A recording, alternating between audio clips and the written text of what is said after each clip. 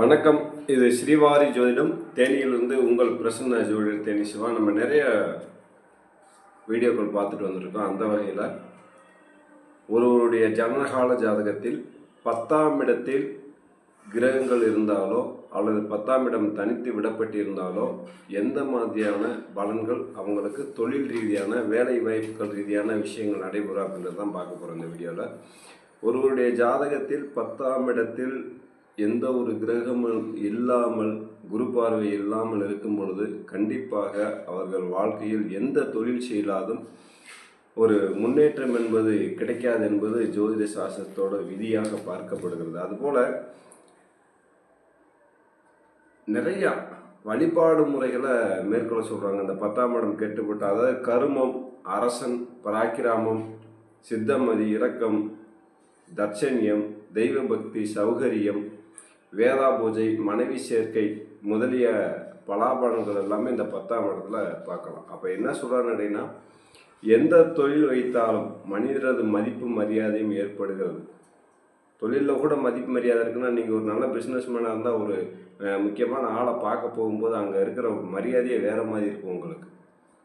வாங்க சார் உட்காருங்க, tea coffee என்ன வேணுமோ சேர்ந்து எடுத்து போடுவாங்க. உடனே உதவியாளர் வர சொல்லுவாங்க, சாருக்கு டீ காஃபி கொடுக்கணுமா, என்னென்ன தேவையோ அத்தனையும் செய்வாங்க. அந்த மாதிரி விஷயங்கள் எல்லாமே நம்ம இந்த 10ஆம் இடத்தை வைத்து பார்க்கலாம். அதுபோல் மனிதனோட மதிப்பு மரியாதை 10ஆம் இடத்துல உயர்ந்து போகும். அல்லது லக்னாதிபதி கூட பாவாதிபதி சேர்ந்து 10ஆம் இடத்தை பார்க்காம இருந்தாலும் அது மிக மிக கஷ்டமாக பார்க்கப்படுகிறது. குருவுக்கு தொடர்பு இல்லாமல் போனால், குரு பகவானுக்கு அந்த 10ஆம் இடம் தொடர்பு இல்லாமல் போனாலும் அந்த ஜாதகர் எந்த தொழில் செஞ்சாலும் ஒரு முன்னேற்றம் என்பது இருக்கவே இருக்காது.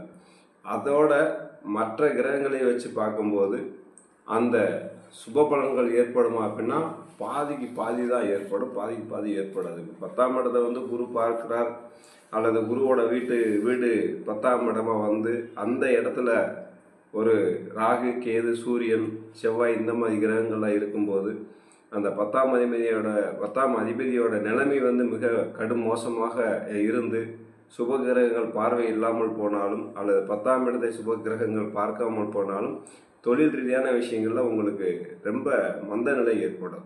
அப்போ நீங்கள் எத்தனை தொழில் வச்சாலும் அதுலேருந்து ஒரு சர்க்கிளை தான் கொண்டு வர முடியும். முன்னேற்றம் அப்படின்றதுக்கு வழிவகை செய்யாது. இருக்கிறவங்க எல்லாருமே தொழில் பண்ண முடியாது, இருக்கிறவங்க எல்லாருமே பணக்காரனை வாழ முடியாது அப்படின்றது ஜோதிட சாஸ்திரத்தோட விதி. இதை நம்ம முதல் தெரிஞ்சுக்கிறணும். நான் முதலாளி ஆகணும், எனக்கு கீழே 10-20 பேர் வேலைக்குன்னா 10ஆம் இடம் வலுத்து இருந்து 10ல் குரு இருந்து அல்லது 10ஆம் இடத்தை குரு பார்வையாக பார்த்தால் மட்டுமே நம்ம அந்த ஸ்தானத்துக்கு செல்ல முடியும் அப்படின்றத உறுதியாக சொல்ல முடியும்.